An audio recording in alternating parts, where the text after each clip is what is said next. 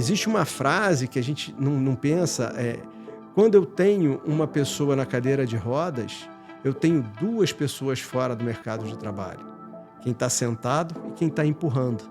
Então, o impacto social do pé diabético é muito maior do que a gente imagina.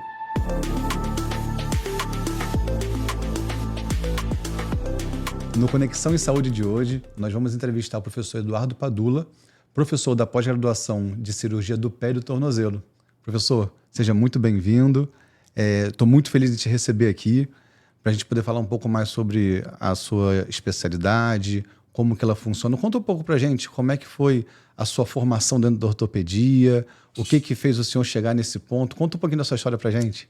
Bom, é um prazer estar aqui, podendo dividir aqui com vocês essa história, né? É uma caminhada aí que não parece, mas vem desde o século passado, né? Então, é algo que a gente tem que ir trazendo, né? Nesse tempo, houve uma grande revolução tecnológica. É incrível como em tão pouco tempo a gente evoluiu, né? Minha formação, minha graduação é na UFRJ. Eu fiz minha residência médica no final do século passado, início desse século, lá no Hospital Naval Marcelo Dias, a Marinha do Brasil, né? E depois, isso obtendo o título de ortopedista e traumatologista pela sociedade, e fui para a Espanha, onde eu desenvolvi e aprendi uma técnica de cirurgia percutânea, logo no início dos anos 2000. E essa técnica ainda não existia no Brasil, né? Então eu vim para cá, né? E comecei a trilhar esse caminho aí da cirurgia percutânea, não esquecendo do resto da cirurgia, né, do pé e tornozelo. Era bem diferente do que é hoje, em termos de material. Eu tive que desenvolver material para desenvolver essa técnica no Brasil, que só em 2010 é que começou a ter material fabricado aqui e a gente conseguia expandir. Nisso eu já tinha mais de 10 anos de prática, né, com um material um pouco mais rudimentar, né? E a partir desse 2010 eu comecei a formar profissionais subespecialistas em cirurgia do pé e tornozelo. Então, desde aí de 2010, eu venho formando aqui no Rio de Janeiro, né? Era no Hospital Municipal Lourenço Jorge, aí a caminhada profissional vai abrindo portas hoje, né? Além, eu estou no Hospital Municipal Barata Ribeiro e eu estou na UERJ, também onde a gente faz essa parte toda de ensino, pós-graduação. Então, é algo bem gratificante olhar e ver que tem mais de 50 médicos que passaram, vamos dizer assim, pelas minhas mãos, como dizia um massagista, até me recordo o nome da seleção brasileira, né? Que passaram pelas minhas mãos. Então, são colegas, são pessoas que moram no meu coração. Hoje, se você abre o Instagram aqui, você vê no Rio de Janeiro, 90% são meus amigos e meus alunos, né? Então, eu vejo pessoas fazendo sucesso, bem interessante, né? Nessa parte, conforme eu fui dizendo, com esse crescimento, né, a porta para a América Latina também se abriu. Então, eu também formei especialistas de pé e tornozelo para a América Latina, para o Equador, tem colombiano, né? E isso foi uma coisa bem interessante que aconteceu. Aquilo que era uma prática de troca de conhecimento com um outro profissional começou, com esse tempo, a tomar um corpo de ensino verdadeiro. E a nossa sociedade, ela evolui, né? E também a formação deve evoluir. Então, hoje, se eu tenho um estrangeiro que fica um ano comigo e sai com um documento assinado por mim e tal, no país de origem dele, esse documento quase não tem valor. Ele tem que ter uma chancela de uma instituição. E isso daí é que faz esses cursos, as pós-graduações, e é isso que eu fui evoluindo em construir isso para a gente ter uma validade do poder público, que é o nosso governo federal, que é o MEC, né? Então, estando aqui no Instituto, a gente consegue ter essa chancela que mostra, né, a quantidade de pacientes que você atendeu, que você operou. Então, esse é um diferencial. Então, quando eu olho lá para o século passado, como eu digo, aonde eu fui atrás, eu não tinha nenhuma estrutura de ensino para me formar, É minha obrigação dar essa estrutura para quem quer aprender. Né? Eu acho que quem quer beber da fonte vem que vai se hidratar, não vai morrer de sede. Mas eu quero dar uma água com certificado. Não é qualquer água que ele vai beber. Sim. E de onde é que veio essa ideia de trabalhar com pé e tornozelo? Teve alguma coisa na sua formação que te marcou, que te levou nessa direção? Gabriel, de onde é que vem isso? você está fazendo uma pergunta, né, que talvez me leve aí à emoção, às lágrimas, né? Porque lá na minha graduação, eu tive um professor lá no UFRJ, que eu fiz iniciação científica, o professor Hiroshi, uma pessoa assim fantástica, que me abriu os olhos para entender a complexidade e a dinâmica do pé e tornozelo. Tá? Ele também fazia esse fixador externo, que eu também é uma especialidade que eu também faço. Né? Infelizmente, ele nos deixou muito cedo, né? Mas foi ele que plantou essa sementinha. É um paciente, era uma pessoa, um professor com P maiúsculo, que eu devo muito a ele, quem eu sou, caráter e visão do mundo. Né? Então, ali na graduação, eu comecei a ver isso. E eu vou contar uma coisa interessante que aconteceu. Quando eu fui fazer minha residência, eu já estava pensando em pé e tornozelo. O presidente do Centro de Estudos, né, por isso que eu falo que eu posso me emocionar, era um cirurgião vascular, Jackson Caiafa, que ano passado nos deixou também assim bem precoce, né? Até parece, você vai ficar com medo de mim, que parece até que quem se aproxima morre precocemente, mas não tem isso não. Minha avó durou 102 anos, calma. E era bem próxima de mim. Tá bom. Tá? Então fique bem tranquilo com isso, né? E ele me perguntou, eu estava no R1, isso em 99, ele falou assim, você conhece alguém que gosta de pé e tornozelo? Eu falei, olha, eu gosto, mas eu sou R1, então você vem trabalhar comigo. Eu falei, como? Eu sou R1, eu não sei nada e tudo mais. Ele falou, não, eu quero você que não é viciado pelo sistema. Então eu estava na frente de um cirurgião vascular que tinha uma visão completamente diferente do pé diabético, de biomecânica.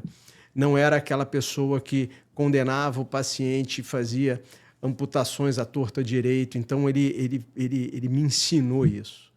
E juntos fizemos vários projetos, várias coisas no âmbito estadual, municipal.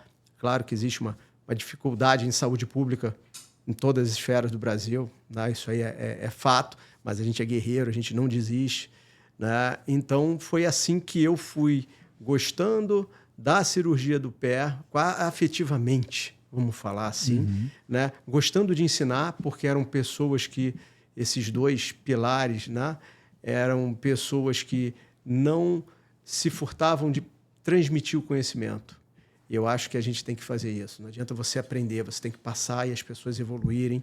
Então, se eu tenho um paciente que hoje não é tão bem visto, com um pé diabético, eu tenho que fazer você entender o que é para essa pessoa ser atendida de uma maneira o melhor possível, que amanhã o que eu faço hoje vai ser superado com o avanço tecnológico. A gente tem que sempre estar ligado com isso. Então, assim é que nasceu aí meu caminho dentro da cirurgia do pé, né? E aí, no meio do caminho, aí, depois que eu terminei a minha residência, eu fui para a Espanha, fiquei lá na Espanha com o Mariano de Prado, que é o homem que decodificou, vamos chamar assim, a cirurgia percutânea do pé, que é uma técnica que foi desenvolvida por podiatras lá na década de 40 nos Estados Unidos, que davam pequenos acessos no pé para corrigir grandes deformidades. Só que os podiatras, eles não tinham uma escola e eles não tinham alguns parâmetros. O Mariano pegou, no final dos anos 90, início do 2000, juntou com um anatomista, o Paul Galanor, e conseguiu escrever a Bíblia da cirurgia percutânea. Então, ele descreveu o instrumental, que ele tem que ser sempre perfeito para isso, não cabe gambiar uma cirurgia percutânea. Descreveu pontos de acesso, onde entrar, onde não entrar, como entrar. Então, ele te pega pela mão e te leva fazendo isso. Então, eu fiquei com ele, aprendi isso. Né? Então, esse foi uma virada de chave, onde eu vinha da cirurgia, vamos botar assim, aberta do pé, aprendi a cirurgia percutânea, atravessei o Atlântico, isso no início dos anos 2000, eu não tinha um WhatsApp, eu não tinha isso. Então, eu tinha que pegar aquele conhecimento, máximo e-mail, que me respondia em 48 horas, e comecei a fazer. E houve um estalo. Pá! Se eu tenho essa técnica tão segura, tão precisa, Por que eu não aplico nas deformidades do pé diabético? Então, como eu já vinha trabalhando e contaminado com o Jackson Caiafa, que tinha essa visão biomecânica, então eu juntei os dois mundos. E comecei a desenvolver a cirurgia percutânea para tratar o pé de risco diabético.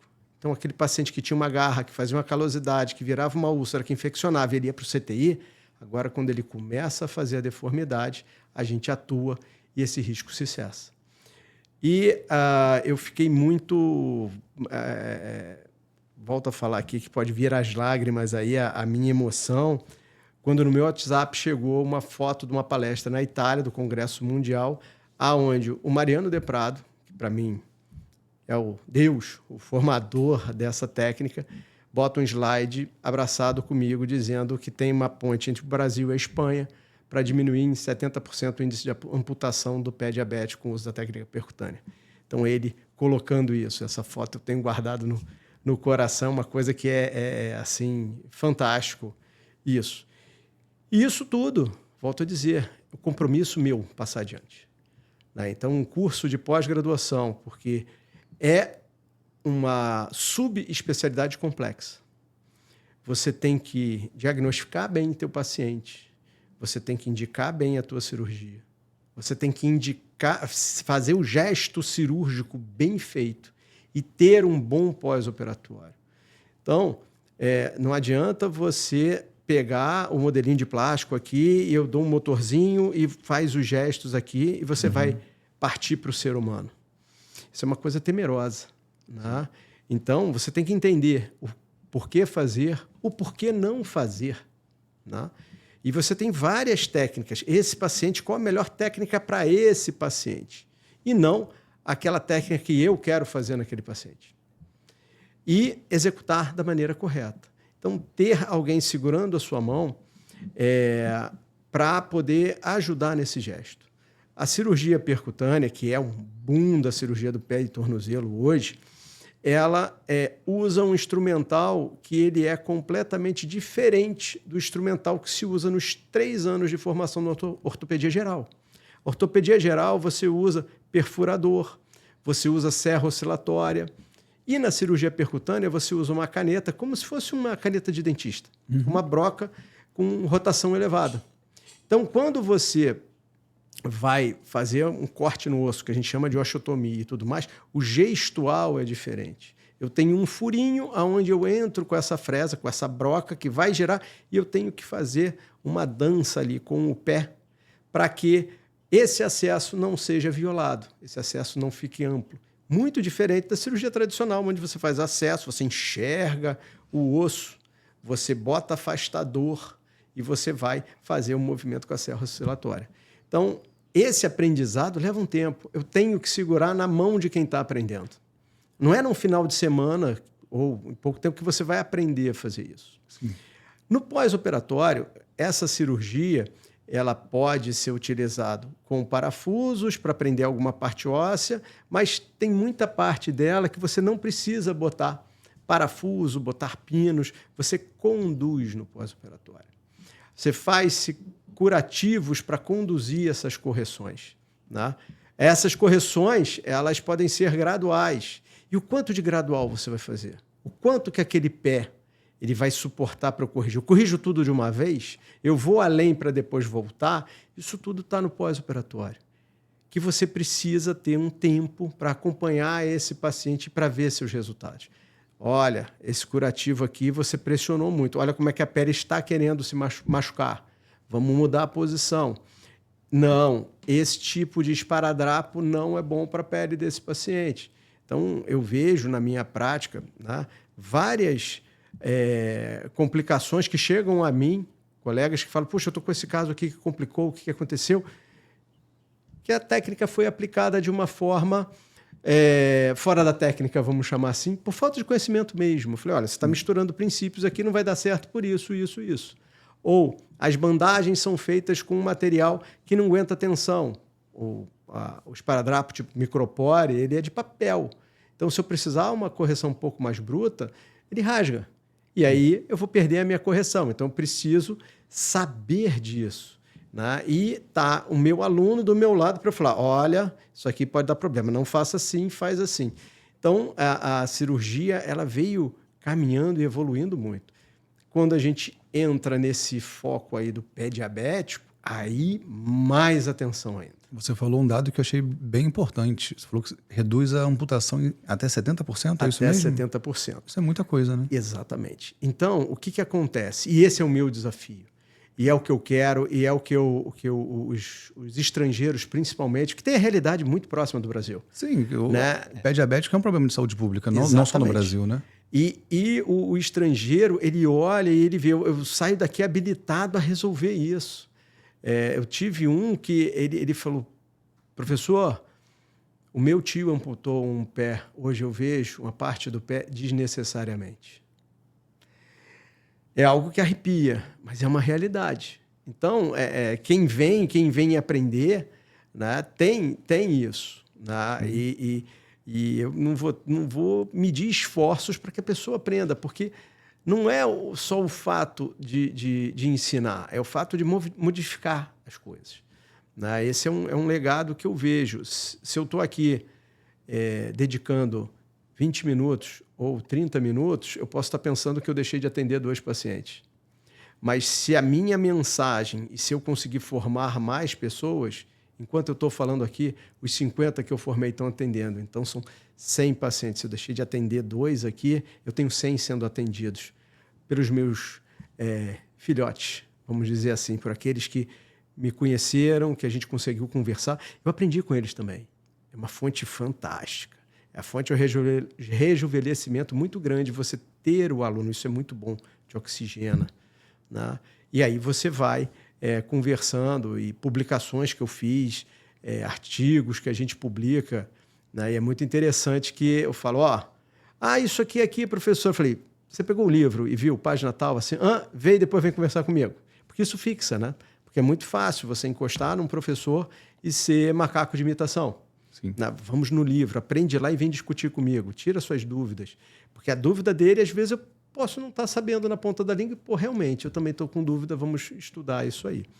Então, é o caminho. Desenvolvimento de artigos, publicação de trabalhos, para a gente botar isso na rua, para a gente poder modificar as coisas. Isso é dos meus objetivos aí, e eu vejo que essa pós-graduação abre, né, o campo, eu consigo ter mais pessoas, e volto a falar, com uma chancela oficial.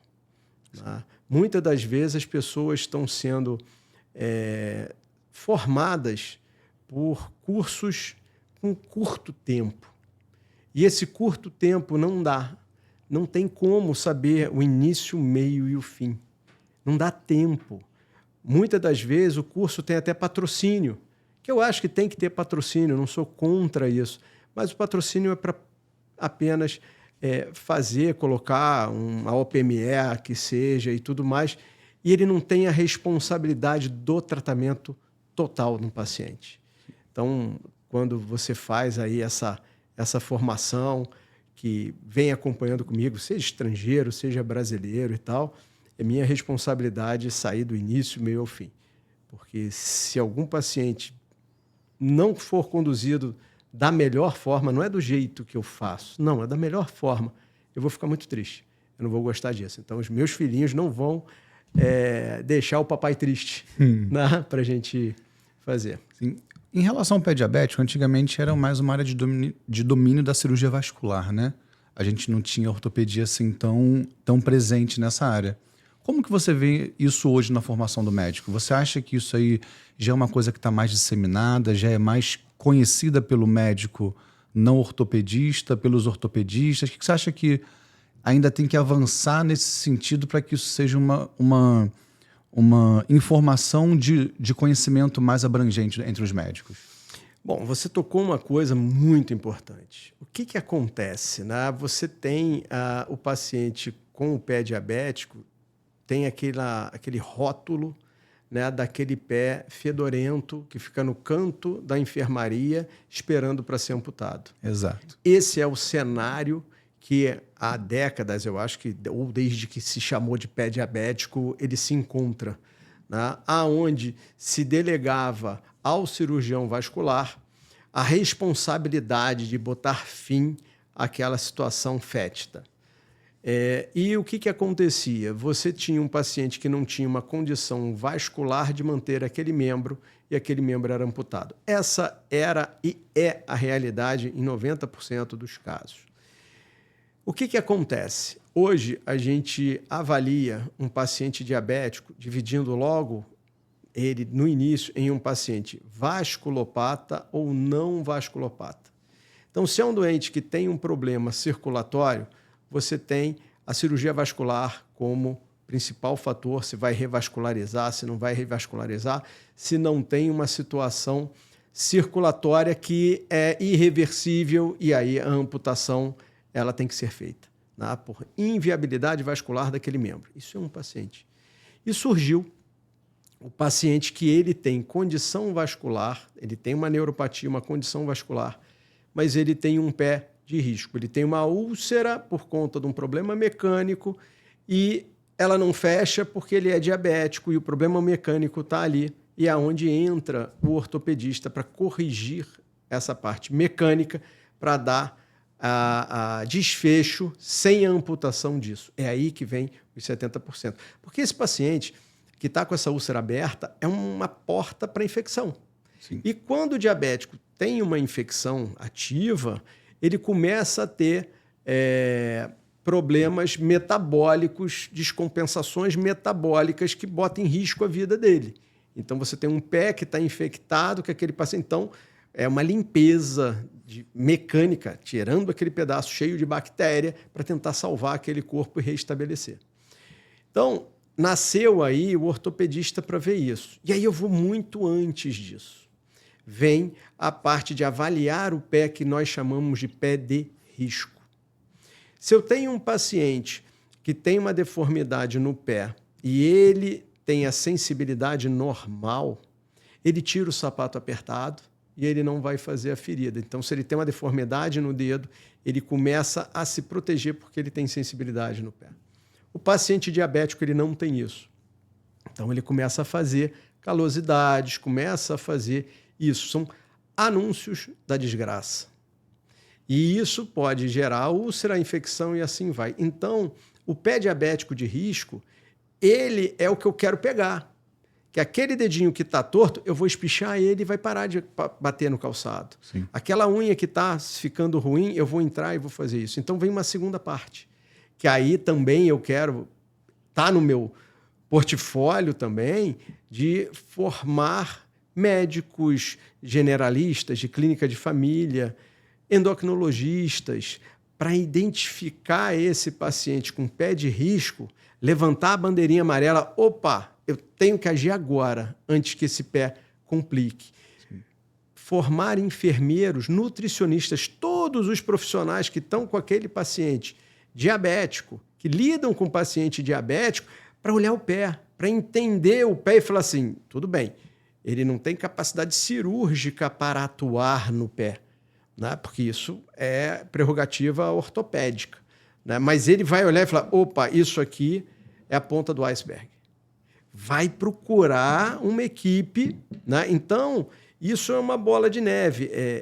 Muita gente já veio falar comigo assim, mas você é um cirurgião do pé, por que você forma tanta gente? São concorrentes que você está formando. Eu falo, olha, você não sabe a quantidade de pé que tem no mundo. Eu posso formar gente dioturnamente, direto, que não vai dar conta do pé subdiagnosticado que a gente tem hoje. Sim. Quando a gente começar a botar todo mundo de olho e vendo que esse pé é um pé que potencial risco de vida, ou a gente fala em português, né? Risco de vida, na realidade é risco de morte, né? Risco de vida só tem gestante, né? Que vai nascer uma criança. Sim. Então esse pé tem um risco para aquela pessoa e tem que procurar alguém capacitado, isso aí vai multiplicar muito e a gente vai diminuir muito o impacto social. Existe uma frase que a gente não pensa, quando eu tenho uma pessoa na cadeira de rodas, eu tenho duas pessoas fora do mercado de trabalho. Quem está sentado e quem está empurrando. Então, o impacto social do pé diabético é muito maior do que a gente imagina. Quando se tem uma família com uma situação econômica melhor, você contrata cuidador, isso e aquilo. Quando você não tem, é um membro da família que deixa de trabalhar para ficar em casa, para trocar uma fralda, para ajudar isso, ajudar aquilo. Um amputado, um paciente, uma pessoa de 70 anos amputado, a chance de ortetizar e esse paciente andar, ter autonomia, é muito pequena. É muito pequena. Então, alguém vai ter que ajudar a levantar, ajudar a dar banho e tudo mais. Um jovem com acidente, que aí não é o perfil do diabético, isso ainda é mais fácil, né? E aí você vai pegando idade, condição social, que você precisa reabilitar, você tem que ter uma alimentação, porque vem sarcopenia. Então, é algo. Então, se eu reduzir essa gente toda, eu acho que todo mundo vai gostar. Sim. E aí a gente vai caminhando nisso aí. E hoje, onde que fica o ambiente de prática dos seus alunos? Hoje, o que a gente conseguiu fazer? Né? Hoje a gente está no Hospital Barata Ribeiro, né?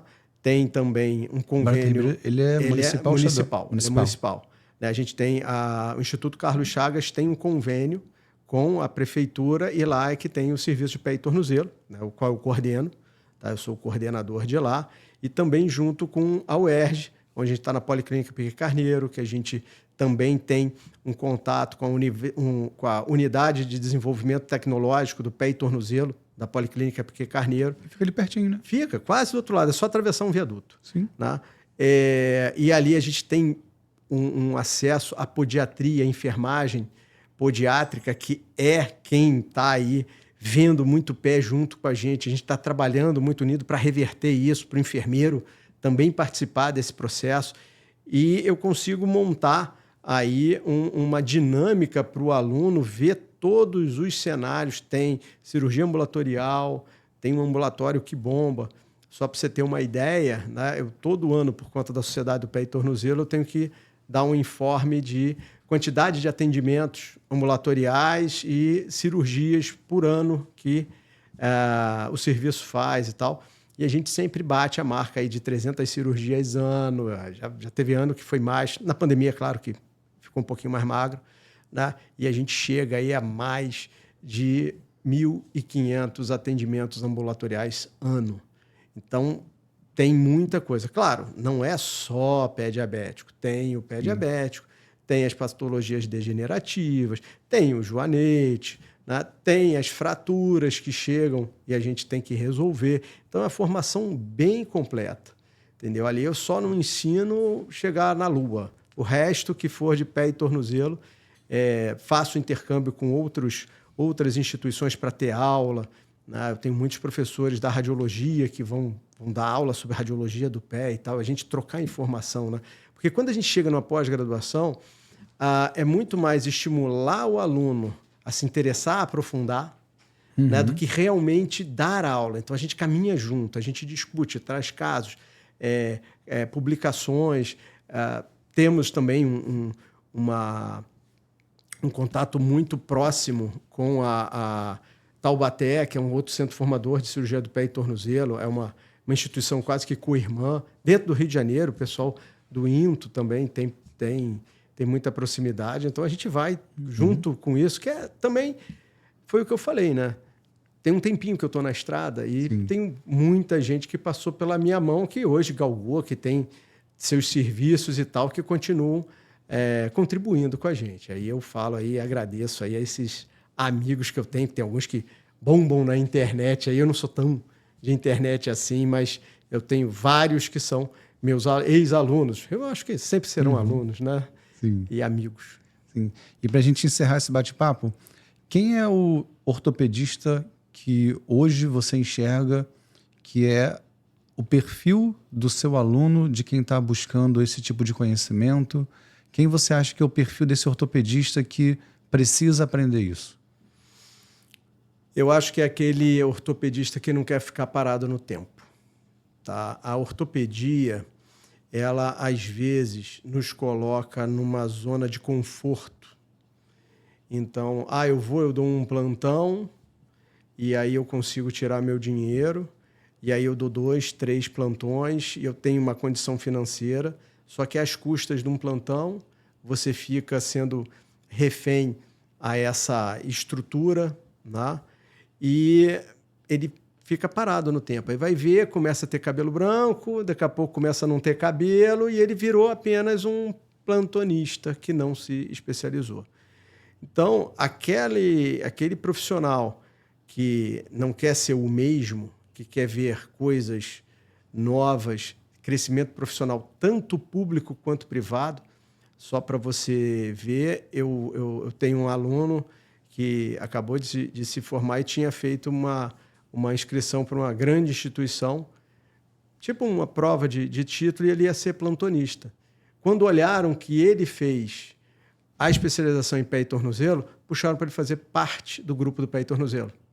Então, já dá uma mudança de chave, né? Hoje, a gente tem aí uma mudança dos planos de saúde, que seria a parte privada, em um olhar mais sistêmico do paciente. Tomara que, espero que, em breve, você comece a ter grupos para tratar esses pacientes diabéticos e tudo mais, e o especialista em pé e tornozelo vai ter um mercado absurdo, gigantesco. Então, se aquela pessoa que quer um crescimento, quer ser um diferencial, você tem um vasto mercado público, você quer ser de uma instituição, e o privado também. O privado também está assim, em amplo crescimento, uma explosão muito grande. Então, eu acho que é isso. Quer mudar a tua vida como ortopedista? Vem que você vai mudar para melhor, tenho certeza. Perfeito. Professor Eduardo, muito obrigado pela sua presença, tá? Deixar um recado aqui para os interessados no curso. Você tiver interesse em saber mais informações sobre o curso de cirurgia de pé e tornozelo, acesse o nosso site carloschagas.org.br. Lá vai ter mais informações sobre o curso. E se você ainda tiver alguma dúvida, entre em contato com a gente que a gente tira as dúvidas também, tá bom? Professor, muito obrigado pela sua presença, muito obrigado pelo seu tempo de estar aqui, tá bom? Tá, joia. Te aguardo para nosso próximo bate-papo. Vamos ver se você figurinha recorrente. Tá ótimo, espero que sim, tá bom? Um abraço a todos. Um abraço.